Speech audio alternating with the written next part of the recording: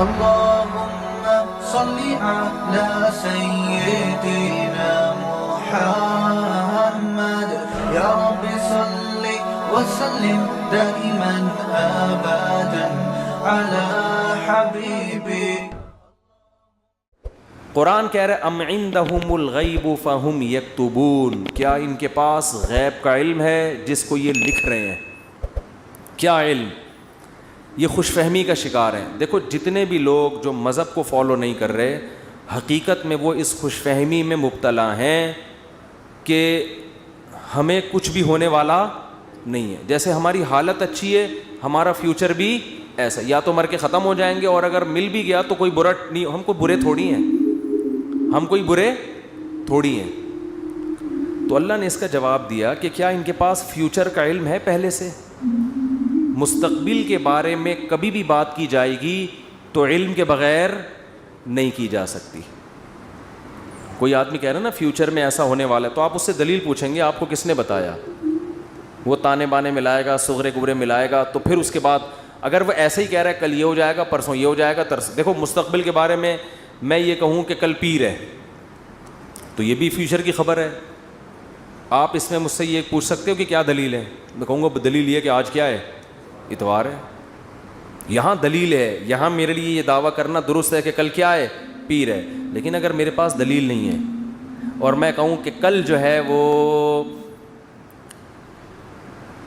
کل دنیا میں 3000 آدمی مر جائیں گے ایک ہی کسی حادثے میں، تو لوگ پوچھیں گے بھائی کیا دلیل ہے کسی حادثے میں 3000 آدمی مر جائیں گے؟ اب میرے ذمے کیا ہے؟ میں کہوں وہ ویسے ہی میرا ذوق کہہ رہا ہے. تو یار کوئی مانے گا کوئی؟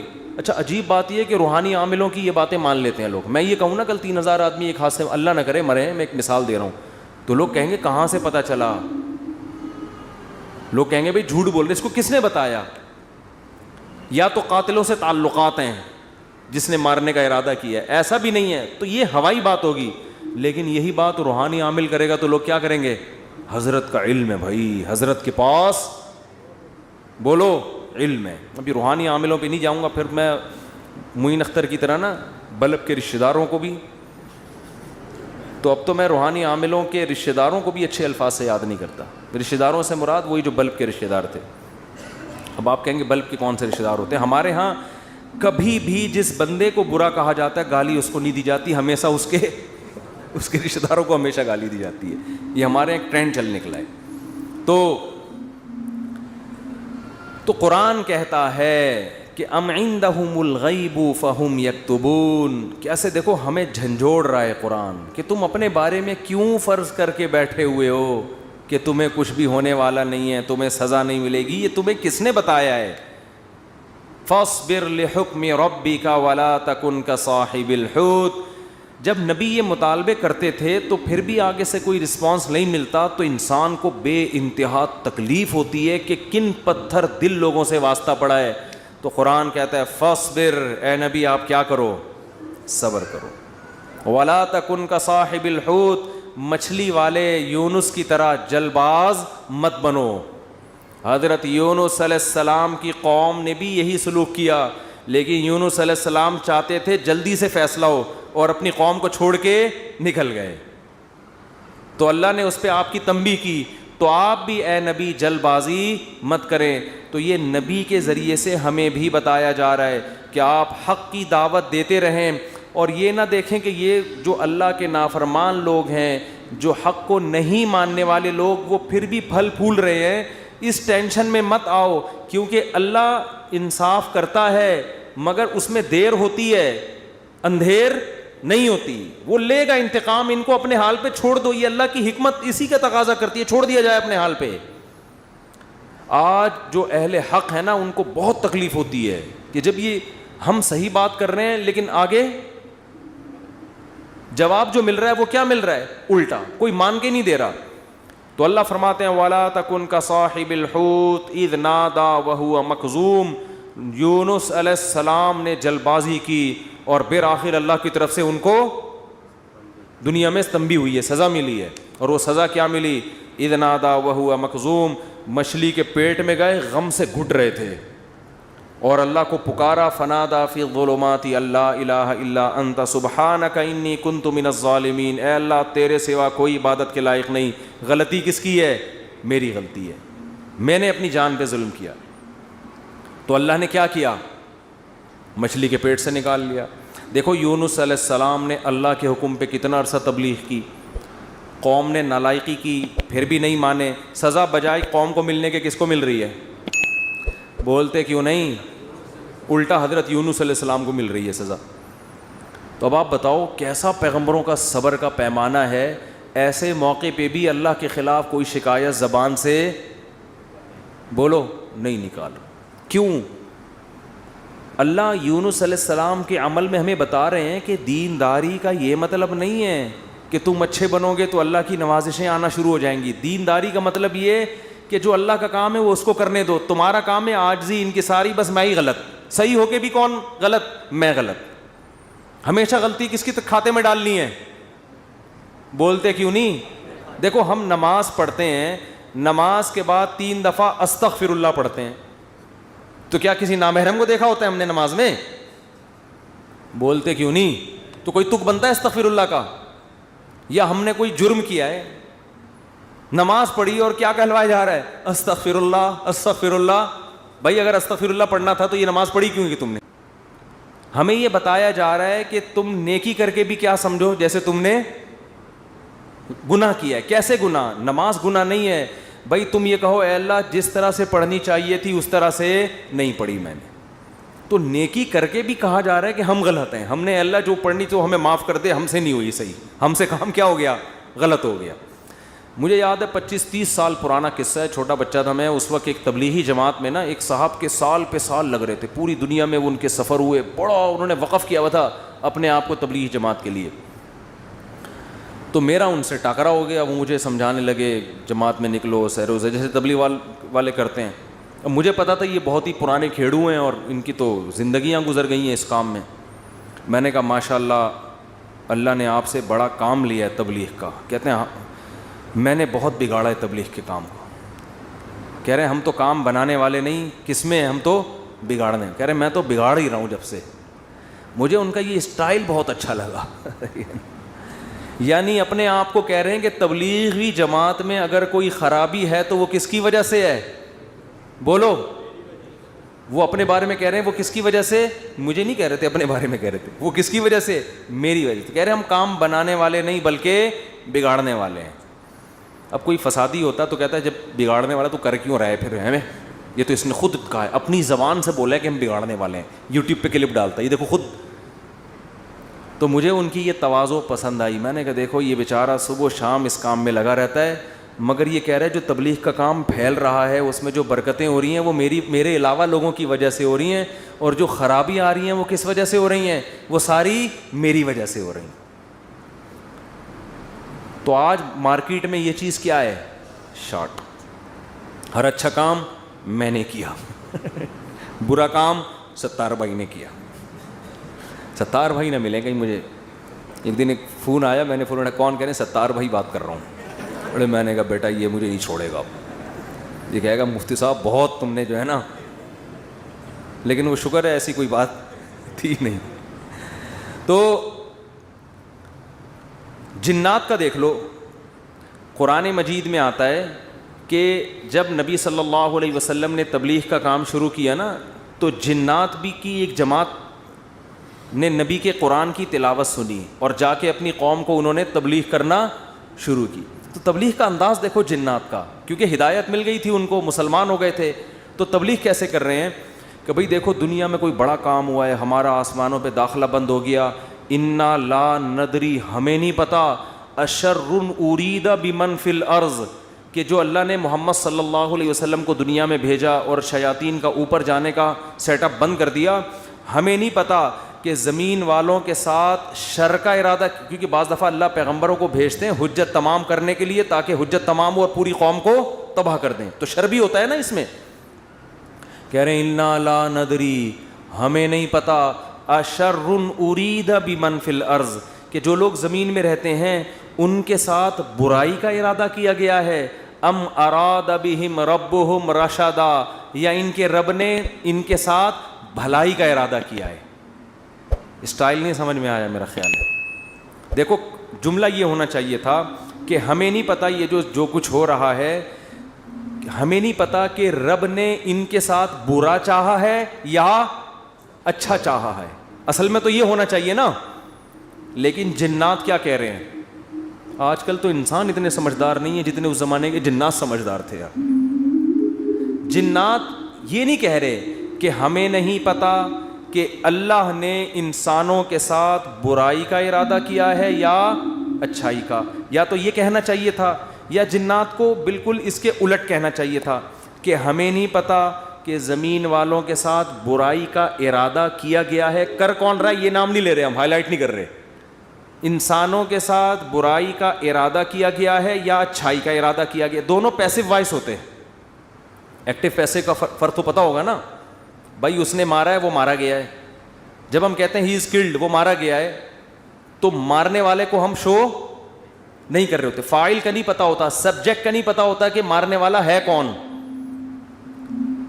سمجھ میں نہیں آ رہی. تو قرآن کہہ رہا ہے, ہونا یہ چاہیے تھا کہ جنات یا تو شر اور خیر کا ارادہ کرنے والے کا نام نہ بتاتے کہ کون ارادہ کر رہا ہے, بلکہ دونوں کو پیسو وائس میں لاتے کہ ہمیں نہیں پتا کہ زمین والوں کے ساتھ برائی کا ارادہ کیا گیا یا اچھائی کا ارادہ کیا گیا. یا تو یوں کہتے, اور اگر سبجیکٹ کا ذکر کرتے تو یوں کہتے ہمیں نہیں پتا کہ رب نے زمین والوں کے ساتھ برائی کا ارادہ کیا ہے یا اچھائی کا ارادہ کیا ہے. لیکن جنات اتنے ہوشیار, جب اچھائی کا تذکرہ آیا تو رب کا تذکرہ کیا, برائی کا آیا تو سبجیکٹ کو کیا کر دیا, حذف. تو کیا کہہ رہے ہیں, انا لا ندری, ساڈی عقل وچ یہ بات نہیں آندی, سانو نہیں پتا کہ اشر ارید بمن فی الارض, پیسو وائس, کہ زمین والوں کے ساتھ برائی کا ارادہ کیا گیا ہے. کون کر رہا ہے یہ نہیں بتائیں گے. یہ میں نہیں بتاؤں گا, یہ نہیں بتاؤں گا میں. حالانکہ وہ بھی کون کر رہا ہے, اللہ ہی کر رہا ہے نا, لیکن اللہ کا نام نہیں لے رہے. ہمیں نہیں پتا کہ زمین والوں کے ساتھ برائی کا ارادہ کیا گیا ہے یا اللہ نے اچھائی کا ارادہ کیا ہے. اچھائی کی جب بات آئی تو اللہ کی طرف نسبت, برائی کی بات آئی تو وہ بھی تو اللہ ہی ارادہ کر رہا ہے, لیکن اللہ کا نام ذکر نہیں کر رہے. ادب کی وجہ سے کہ بھائی برائی اگر ہو رہی ہے تو اللہ تو کر تو رہا ہے, لیکن انسانوں کی حرکتوں کی وجہ سے ہو رہا ہے, تو گویا انسان خود ہی کر رہے ہیں اپنے ساتھ. یہ اللہ تو محض ایک خالق ہے, کر کون رہے ہیں, یہ خود ہی کم وقت کر رہے ہیں. اچھائی ہو رہی ہے تو پھر اللہ کر رہا ہے. یہ تمیز ہمیں کس سے سیکھنی چاہیے؟ جنات سے. کوشش نہ کریں کسی جن بن کو بھلا کے تمیز کے چکر میں, ایسا نہ ہو کہ مارکیٹ سے بالکل شارٹ ہو جائیں. تو اس سے ہمیں یہ پتہ چلا کہ اسلام میں بڑے کا احترام ہے. بعض چیزیں حقیقت پر مبنی ہوتی ہیں مگر اس کو زبان سے ادا نہیں کیا جاتا. تو جیسے اللہ کی تعظیم ہے ایسے ہی بڑوں کی بھی تعظیم ہے. حدیث میں آتا ہے, آپ صلی اللہ علیہ وسلم نے فرمایا, جو ہمارے بڑوں کی تعظیم نہیں کرتا وہ ہم میں سے نہیں ہے. تو جب کوئی برائی کی نسبت کسی بڑے کی طرف کی جائے تو ابا کا نام لے کے نہ بتایا کرو یہ سب کچھ ابا نے کیا ہے. بولو بھائی یہ ہمارے گھر میں ہوا ہے, ٹھیک ہے نا, یہ ہمارے گھر میں. بولتے کیوں نہیں؟ مثال کے طور پر اس دن ابا ایسے پھل لے کر آئے جس کی وجہ سے بچوں کو ڈائریا ہو گیا. اتفاق سے اس دن ابا سڑے ہوئے پھل لے آئے سستے کے چکر میں. ابا ایسے کام کرتے رہتے ہیں مارکیٹ میں. اب بچے لیٹے ہوئے ہیں تو اب بیگم کو چاہیے یہ نہ کہے کہ انہوں نے ڈائریا پھیلایا ہے, بلکہ کہے ہمارے گھر میں ڈائریا پھیل گیا ہے. ٹھیک ہے نا, وہ ابا خود ہی سمجھ جائے گا کس نے کیا ہے یہ کام. پھل کی طرف نسبت کرتے ہیں, ان پھلوں نے بیمار کیا ہے. نسبت بولو, بچے بھی یہ نہ کہیں ہمارے ابا نے ہمیں بیمار کیا ہے, بلکہ بچے یہ کہیں ان پھلوں نے ہمیں, بلکہ پھل سے ابا سمجھ جائیں گے اصل میں مجھے چھیڑ رہے ہیں, بس ابا ہو گئے بیمار. آج کل ادب تمیز مارکیٹ سے بالکل شارٹ. ایک آدمی کو کرونا ہوا, اس کے بعد اس کی بیوی کو بھی ہو گیا. مجھے بار بار آ کے بتا رہے میری بیوی کہہ رہی آپ کی وجہ سے ہوا ہے مجھے بھی. اب دیکھو اس آدمی کو تو ٹینشن ہوگی نا یار, وہ ہو گیا اللہ کی طرف سے ہو گیا, نہیں پہلے آپ کو ہوا تھا تو آپ کی وجہ سے کس کو ہوا ہے مجھے. اسی طرح شوہر بھی بیوی پہ بلی ڈال سکتا ہے, تمہیں ہوا تھا تمہاری وجہ سے. مجھے ہوا ہے. بھائی کس کی وجہ سے ہوا ہے؟ بس اللہ کی قدرت ہے, ہو گیا. چھوڑو وہ کون گلے ملا تھا آپ سے, کس نے آپ کی طرف منہ کر کے چھینکا تھا. ہم ایسے بہت سے لوگوں کو جانتے ہیں جو ٹی بی کے مریضوں کے ساتھ چپک کے انہوں نے زندگی گزاری, خدمت کی, مگر ان کو ٹی بی نہیں ہوئی, اور 2 گھر چھوڑ کے جو بندہ بیٹھا ہوا تھا اس کو ہو گیا. تو آج کل نا یہ تمیز مارکیٹ سے چھاٹ ہو رہی ہے. بڑے چھوٹے کا ادب کیا ہو رہا ہے؟ ختم. فوراً بلی ڈال دیتے ہیں اس نے کیا یہ. تو اگر کیا بھی ہو بھائی نسبت مت کرو, تقدیر کا حصہ بھائی ہو گیا ہمارے ساتھ. قرآن دیکھو ابراہیم علیہ السلام کیا کہتے ہیں, وَإِذَا مَرِضْتُ فَهُوَ يَشْفِينِ. کیا خاندانی کلام ہے یار. حضرت ابراہیم کہہ رہے ہیں جب میں بیمار ہوتا ہوں اللہ مجھے شفا دیتا ہے. حالانکہ بیمار کون کرتا ہے؟ وہ بھی تو اللہ ہی کر رہا ہے نا. تو کہنا تو یہ چاہیے تھا کہ اللہ ہی بیمار کر کے اللہ ہی مجھے ٹھیک کر دیتا ہے. تو سوال ہے اس میں اللہ کی تعریف کی کیا ضرورت ہے؟ بیمار بھی تو اسی نے کیا تھا. لیکن اللہ کی حمد و ثنا کر رہے ہیں, بیمار تو میں ہو جاتا ہوں, شفا کون دیتا ہے؟ اللہ. تو یہ ادب تمیز سکھایا جا رہا ہے کہ انسان کے بچے بن کے زندگی گزارو, بڑے چھوٹے کا ادب کرو. القابات بھی بڑے چھوٹے کے لیے الگ الگ ہونے چاہیے. تو خیر قرآن کیا کہتا ہے؟ اے نبی فاصبر, آپ نے کیا کرنا ہے؟ صبر کرنا ہے. تو ہمیں بھی ترغیب دی جا رہی ہے کہ ہم یہ نہ سمجھیں کہ ادھر ہم دعوت دیں گے ادھر فوراً لوگ ہماری دعوت پر لبیک کہیں گے. جس کو جو بات سمجھائیں گے 2 منٹ میں اس کی سمجھ میں وہ بات آ جائے گی اور وہ بالکل ہمارے نظریات کے مطابق ہو جائے گا, اور اس طرح ہم ہنسی خوشی زندگی گزاریں گے. لوگ یہی کہتے ہیں, پھٹے اسی پہ ہوتے ہیں نا. باپ کہہ رہا ہو یار میں بیٹے کو سمجھا رہا ہوں, کم وقت کی سمجھ میں ہی نہیں آ رہا. بیٹا کہتے ہیں ہم ابا کو سمجھاتے ہیں, ابا کی سمجھ میں نہیں آ رہا. شوہر بیوی کو سمجھا رہا ہے, اس کی کھوپڑی میں نہیں آ رہا. بیوی شوہر کو سمجھا رہی ہے, اس کی کھوپڑی میں نہیں. اپوزیشن حکومت کو سمجھا رہی ہے, حکومت کی سمجھ میں نہیں آ رہا. حکومت اپوزیشن کو سمجھا رہی ہے, اپوزیشن کی سمجھ میں نہیں آ رہا. تو اگر دنیا میں جو بات سمجھائی جائے, میں کب سے کیا کیا سمجھا رہا ہوں, سمجھ میں آ رہا ہے؟ کب سے کیا کیا سمجھا رہا ہوں, سمجھ میں نہیں آ رہا. تو اگر ایسا ہی دنیا میں نظام ہو جائے کہ ادھر سمجھایا ادھر سمجھ میں آ گیا, تو سب ہنسی خوشی زندگی گزارنا شروع ہو جائیں گے. وہ ایک شاعر ہے ہندوستان کا, ان کا نام ذہن سے نکل گیا, تراز کر کے آتا ہے, پتہ نہیں ایچ ایم تراز ہے, کچھ ایم تراز کر کے آتا ہے. بڑے زبردست شاعر ہیں. میں نے جب ان کی ایک دفعہ شاعری سنی نا تو مجھے بڑا, اس لیے نہیں کہ مجھے نہیں پتہ کیسے آدمی, اچھا ہی ہوں گے, لیکن مجھے اردو سے ایک لگاؤ ہے, محبت ہے. تو ہندوستان کے شاعروں میں بڑی زبردست شاعری ہے اردو کی نا. تو میں نے جب اس بندے کی شاعری سنی, میں نے کہا یار یہ 2014 کی بات ہے. میں نے کہا اس بندے سے ملاقات کا دل چاہتا ہے, اس نے اردو پہ بڑی محنت کی ہے. تو اللہ کی قدرت, یہ جو عمرہ ہے نا, عمرہ یہ مسلمانوں کے لیے بہت بڑا ایک ذریعہ ہے آپس میں کمیونیکیشن کے لیے.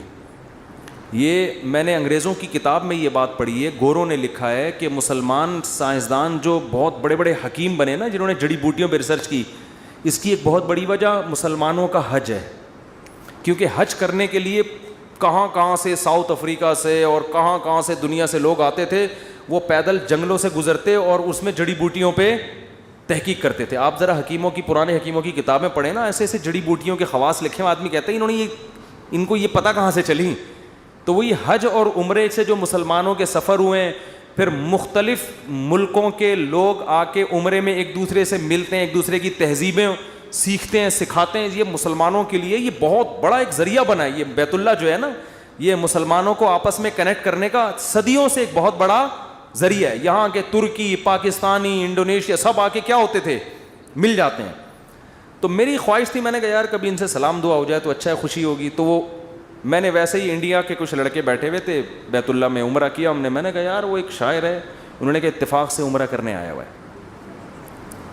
میں نے کہا میری ملاقات کرا دو. تو مجھے نہیں پتا تھا وہ مجھے جانتے ہیں. تو جب ملاقات ہوئی, انہوں نے کہا میں تو آپ سے خود بہت دنوں سے ملنے کا مشتاق, آپ کے بیان سنے بڑا مزہ آتا ہے. اس وقت میرے آڈیو بیان ہوتے تھے. تو بات کیا کر رہا تھا میں, تو ان کا ایک شعر تھا, شعر ہی بھول گیا. شعر کا ایک جملہ مجھے یاد ہے, کیونکہ ہم ہر چیز آدھی یاد کرتے ہیں نا. وہ ابتدائی عشق میں دل ہوا یوں خراب آدھا والا شعر کی وجہ سے. تو اس نے کہیں اپنی محبوبہ کا شاعر نے تذکرہ کیا ہوگا کہ وہ کہیں چلی گئی, یوں ہو گیا, ٹینشن میں آ گیا. تو اس نے لکھا یہ انہونی نہیں ہوتی تو پھر ہونے کو کیا ہوتا, یہ انہونی نہیں ہوتی تو پھر ہونے کو کیا ہوتا. یعنی دنیا میں کچھ عجیب سے کام ہوتے ہیں تو پھر ہوتا ہے نا کچھ نہ کچھ, تو آدمی انجوائے کرتا ہے کچھ ہوا ہے. یعنی اگر شاعر کا تخیل بیان کر رہا ہوں, ایسا نہ آپ اس شاعر کو کہیں کون سی معشوقہ تھی تمہاری مارکیٹ سے شارٹ ہو گئی, مفتی صاحب نے ہمیں بتایا, شاید ہم پولیس بھیج گئے. وہ شاعروں کا کلام کا کچھ بھی مطلب نکالا جا سکتا ہے. محبوبہ کے بجائے کچھ وسیم بھائی کو ڈال دو, ستار بھائی کو ڈال دو, وہ ٹینشن نہیں ہے. تو شاعر کے کلام کو کبھی الفاظ کو نہیں پکڑا جاتا, اس میں ہر آدمی اپنے حساب سے اس کا مفہوم بیان کر رہا ہوتا ہے. تو ہم نے اس کو اپنے حساب سے اس شعر کو لیا کہ دنیا میں کچھ ہونے کے لیے کچھ انہونیوں کا ہونا بولو ضروری ہے. سمجھ رہے ہو؟ دیکھو بعض لوگ کچھ کر کے موسٹ وانٹیڈ بن جاتے ہیں تو وہ اسی کو انجوائے کرتے ہیں, کہتے ہیں اگر یہ نہ ہوتا تو ہم موسٹ وانٹیڈ, وہ کیا ہے, بدنام جو ہوں گے تو کیا نام نہ ہوگا. نام پیدا کرنے کے لیے بدنام ہونا بھی ضروری ہے.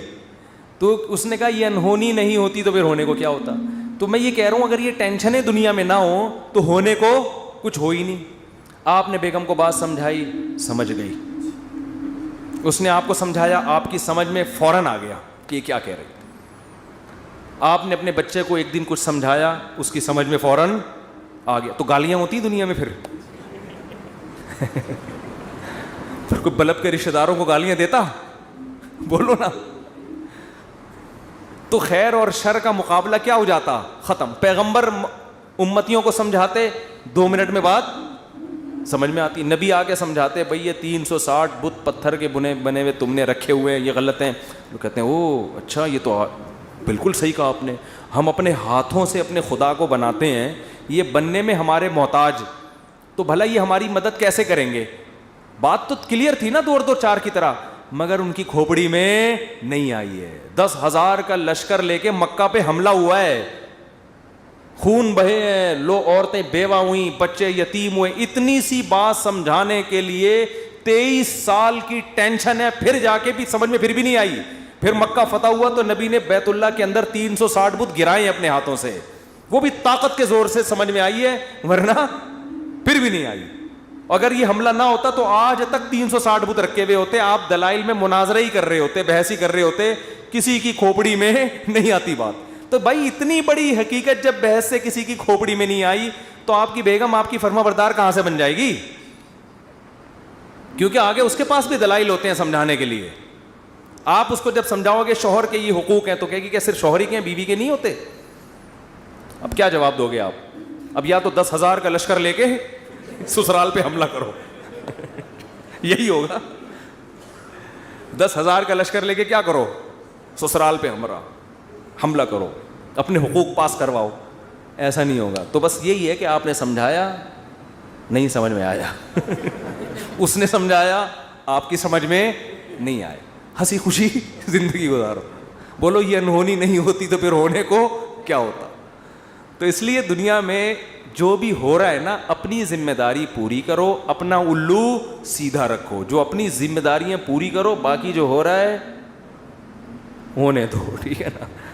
حکیم الامہ حضرت مولانا اشرف علی تھانوی رحمۃ اللہ علیہ ایک بات بہت زیادہ فرمایا کرتے تھے کہ جو چیز اختیار میں ہے اس میں سستی نہ کرو, جو اختیار میں نہیں ہے اس کی ٹینشن مت لو. اولاد بگڑ گئی, بھائی آپ نے کوشش کی سمجھانے کی, اب کنٹرول میں نہیں ہے, چھوڑ دو یار. ساری زندگی یہی ٹینشن, نہیں لوگ پالتے ہیں ٹینشن, میرا بچہ کیوں نہیں صحیح ہو رہا, میرا بچہ کیوں نہیں صحیح ہو رہا, میرا بچہ کیوں نہیں صحیح ہو رہا. چھوڑ دے یار اس کو اپنے حال پہ, چھوڑ دو اس کو اپنے حال پہ. یہ کیوں نہیں ٹھیک ہو رہا, وہ کیوں نہیں ٹھیک ہو رہا, یہ کیوں نہیں صحیح ہو رہا, عمران خان نے جو وعدے کیے تھے پورے کیوں نہیں ہو رہے. تمہارے اور کم ٹینشن ہے یار. تو اللہ پوچھ لے گا بھائی جو آپ نے وعدے کیے تھے پورے کیے کہ نہیں کیے. تو جو کام اپنی ذمہ داری میں, حتیٰ کہ کسی نے ان سے پوچھا کہ حضرت میرا نماز میں دل نہیں لگتا, خیالات منتشر رہتے ہیں. انہوں نے فرمایا نماز میں دل لگانے کی کوشش کرنا فرض ہے, دل لگنا فرض نہیں ہے. کوشش کرو, لگے ٹھیک ہے, نہیں لگے تو بھی ٹھیک, ہمارے اختیار میں نہیں ہے بھائی. جب نماز میں دل نہ لگنے کی بھی ٹینشن, کیونکہ اللہ نے کبھی ایسی بات پہ اللہ آپ کو نہیں پکڑے گا جو آپ کے اختیار میں نہیں ہے. ہمارے جامعہ دارالفتہ میں حضرت مفتی رشید احمد صاحب کے ایک مرید تھے کیا ہیں ابھی بھی, تو وہ نماز میں ان کو نیند بہت آتی تھی, ویسے جاگتے رہتے تھے, ادھر نیت باندھی سو گئے, ادھر نیت باندھی کھڑے کھڑے سو رہے ہوتے تھے, سجدے میں گئے اٹھ ہی نہیں رہے. کونی مار کے اٹھاتے تھے ان کو, اڑو بھائی, اور ویسے ٹھیک ٹھاک پھر رہے ہیں. وہ تھے بڑے نیک, ان کو فکر تھی یار نماز میں دل لگانا چاہتا ہوں, اور نمازیں بھی ماشاءاللہ بہت پڑھتے تھے, تہجد کے پابند, لیکن جب کھڑے ہوئے سو جاتے تھے. تو ایک دن انہوں نے لکھا کہ حضرت میں ٹینشن میں آ گیا ہوں, میں نماز میں ادھر نیت باندھی اور ادھر آنکھ لگ گئی. تو فرمایا کوئی ٹینشن لینے کی بات نہیں ہے, نماز کا بھی پورا ثواب مل رہا ہے بھائی, نماز کا بھی پورا ثواب اور نیند کے بھی مزے, کیونکہ یہ آپ اپنے اختیار سے یہ نہیں کر رہے, یہ غیر اختیاری ہے. جان کر کوئی خراٹے لے رہا ہے نا کم بخت نماز میں, کھڑا ہوا ہے اور آنکھیں بند کر کے کوشش کر رہا ہے کہ میں سو جاؤں, یہ غلط ہے. بھئی آپ جاگنے کی کوشش کر رہے ہو پھر بھی نہیں جاگتے, کوئی ٹینشن کی بات نہیں ہے, اس سے نہ کوئی درجات میں کمی آئے گی. آج بہت سے لوگ کہتے ہیں نماز میں مزہ نہیں آ رہا, ہم کو نماز میں مزہ نہیں آ رہا. بھئی مزہ تو بریانی کھانے میں آئے گا مسالے والی, اس میں اگر نہیں آ رہا مزہ تو ڈاکٹر کو بتائیں. پیٹ میں کوئی پشاور میں گئے اور چپلی کباب کھانے کا مزہ نہیں آیا تو یہ پشاور کا فالٹ نہیں ہے, یہ آپ کے پیٹ کا فالٹ ہے.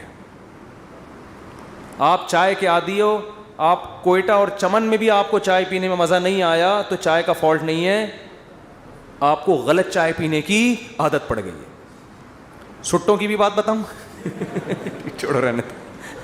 تو اسی طرح یہ تو بریانی ہے مسالے والی, نماز مزے کے لیے تھوڑی ہے, بریانی ہے مزے کے لیے. نماز تو عبادت ہے, آپ نے پراپر طریقے سے اپنی ذمہ داری پوری کرنی ہے. کبھی انسان کی طبیعت میں نشاط ہوتا ہے, بڑا مزہ آ رہا ہوتا ہے نماز میں, آنسو نکل رہے ہوتے ہیں, کبھی طبیعت میں ٹینشن ہوتی ہے, تو آپ اپنی ذمہ داری پوری کرو, ان چکروں میں مت پڑو کہ مزہ آ رہا ہے یا نہیں آ رہا. سمجھتے ہو کہ نہیں سمجھتے؟ اللہ تعالیٰ عمل کی توفیق